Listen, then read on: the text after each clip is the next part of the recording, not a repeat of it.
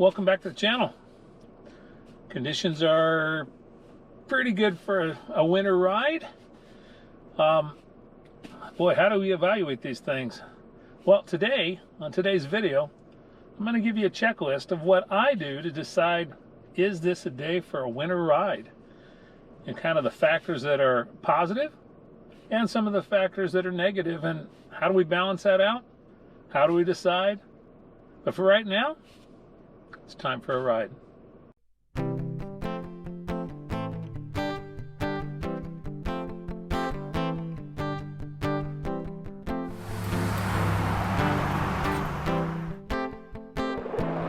So the first factor that I always consider when I go for my little winter ride has to do with the temperature. Now, temperature, it has a lot to do with this. I usually have a cutoff at about 0 degrees Fahrenheit, simply because it's too much work to cycle when it's colder. You certainly can do it, but for me, I guess you got to have something somewhere. So today, it's 10 degrees Fahrenheit above 0, so it's actually a rather pleasant day. And how temperature affects things is pretty simple. It then goes and it makes you think about, what am I going to wear to stay warm at that temperature? So today, it's 10 above. I was a little chilled when I started, so I dressed a little warmer than I probably normally would. As you can see on the picture, I've got my full face balaclava on. I've talked about this before. There's neoprene in the nose, which really directs the breath away, but I'm not seeing a lot of frost buildup yet, just because I haven't built up enough heat to do that. I've got my beaver hat on, just because, well, I like my beaver hat. It's warm, but it breathes. So it's pretty good for temperatures, I don't know, anywhere from about, well, 10 above, 15 above, down into those -10 and -15 temperatures. I opted to put on 3 layers on the legs today. Some normal cycling tights, followed some winter cycling tights, followed by these windproof pants. And the main reason for the windproof pants is because today, unfortunately, we're dealing with a little bit of wind, which is a huge factor in cold weather cycling. I've got my normal 45 North boots on, a pair of wool socks under there, because I don't really do the heated socks until we get down to that, 5 above 0 temperatures. And then on the top, just got a normal wicking t-shirt. The wicking t-shirt's followed by a thin wool merino shirt, long sleeve, and then I've just got on my normal Carhartt jacket. This Carhartt jacket, although it's rated for much colder, it really is more about a windbreak that kind of keeps me from getting too chilled. But that's the first thing that we always have to look at, is what is that temperature? Is there wind? Where's that wind chill at? Is it a good day to ride? Now, the second factor that I mix into my winter riding to really make that determination, is this a good day to go out or not, has to do with visibility. Now, normally visibility, at least in the summer, we tend to have flags. We tend to wear, bright reflective clothing and stuff like that. But what I found in my winter riding experience here in Alaska was that there's a lot of workers that wear that very clothing. But that doesn't make it stand out as something that, hey, there's a bike on the road or a trike, and we probably need to be courteous to them. So instead, visibility is achieved a little bit differently in terms of being seen by possible stuff out there. The first example of this is on the front of my bike. I actually have a light, and when it's dark, of course, the light's on. But during the other times where there's visibility thoughts, this is what I want.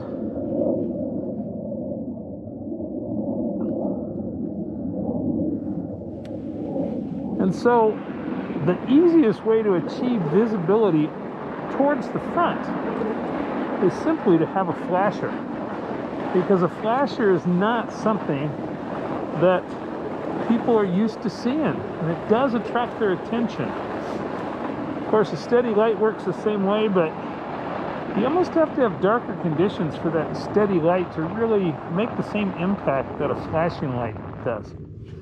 The other thing is on the back of the trike, again, and this is with the hope that other people out there can see me.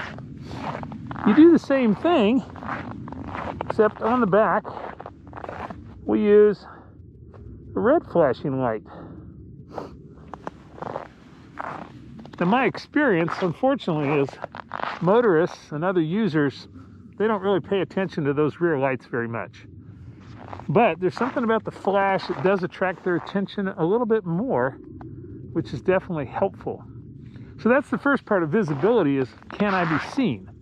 The second of it is, can I see where I'm going? Now today, as we look around, we have actually got just plain horrible conditions. The temperature is good, but we've got low hanging clouds on a background of white snow on a road that does have some tracks on it. But you'll notice as soon as those trees come into effect over there, we get contrast. And so my visibility really is based on knowing where I'm riding, but also the contrast between the lights and the darks. And so when I'm riding on a road, which I'm doing right now, I'm really looking at that road, and I'm looking for the contrast between, in this case, the snow and those tracks that other vehicles have left, or a bike has left. In fact, you can see my tracks right there. Because what this does is it kind of keeps me going straight. Now, when we go off into the trees, which we will do in a little bit here, that contrast is provided by the dark trees on the white snow. And so in the winter, that contrast, boy, that's the way for me to really see where I'm going and what I'm doing. I don't have to worry about wildlife, because where I live, the only creatures that wouldn't give me that contrast are, well, the bunnies, and I'm not too worried about them. A lynx, if it's a light colored coat, but lynx don't like people, so they're going to run off long before I get there. And the worst thing about trying to know where you're going and see what's coming is the moose that you find on the trails. Except moose are brown, so you get that contrast, and that helps me know where I'm going, what I'm seeing, and any, dangers or stuff like that that I need to alert to. So we're going to continue our ride. Temperature, it's a positive today. It's a nice warm temperature. I am not cold at all. I'm not hot at all, which tells me that I dressed pretty well. Visibility. Well, other vehicles, the two that I've seen all day, gave me plenty of berth when they passed, so I have to think that the lights are working. In terms of me seeing where I'm going, I haven't run off the road or the trail yet, so I must have good enough visibility to ride. So we're going to go ride some more, and then we're going to talk about some other factors that we throw into that equation of, is this a good day to go for a winter ride? And then the last, I guess, major consideration you might want to think about has to do with kind of the road conditions. Now, winter cycling by nature it's winter. And winter can mean a lot of things to a lot of people in a lot of different locations. But when I think of winter, I really am thinking about a lot of snow, or lack of snow, or ice, or something like that. And so in Alaska, at least this part of Alaska, we don't tend to get big snows, but we do tend to get frequent snows. And so I rode 2 days ago It snowed about 3 or 4 inches the night before. 3 or 4 inches, yeah, this trike can do 3 or 4 inches. It does become quite a bit more work, but in one of the primary places I ride, they are absolutely phenomenal about plowing. So I knew if I just gave it a few hours in the morning, that by the time I got out there in the afternoon, the road would be plowed, the road into the lakes would be plowed. I figure out, there I am. The roads out to the ski trails would be plowed. And so from a road condition, it's a pretty good spot. Now today, it has snowed again, about an inch, but we're also expecting 2 to 5 inches tonight. So the roads today are still very rideable. They're still plowed, but there is that little, I don't know, inch of fresh snow on there, which for the full fat's not a big deal. But despite what people think, full fats can't go anywhere all the time. And I have found that once you get up to that, 4 or 5 inches of snow, especially if it's the real dry snows that we get that don't pack, well, it's just not as enjoyable as it once was. So, that makes a big difference. Now, hard packed snow, not an issue. Ice, not an issue, because the other part of road conditions really has to do with what kind of tires you've got on your bike or trike. I tend to have a studded snow tire on the back and my normal off-road knobby tires up front. And that combination on a trike does a phenomenal job. Now, just notice you're going to have a hard time seeing my eyes. Well, partly because of the stuff I'm wearing. So, if I were to put on my road trike and try coming out here with that tire, the experience would be much different.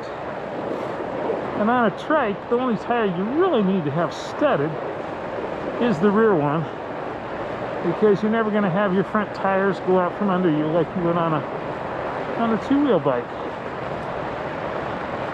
So we've still got 3 or 4 miles to go here. We're doing pretty good from the standpoint of temperature. It's still warm enough that I'm not overheated, but I'm not cold. Visibility has definitely gone down. The sun set about half an hour ago, and even though we never saw it today because of the clouds, it definitely darkens things down. So the front flasher is now on a steady beam.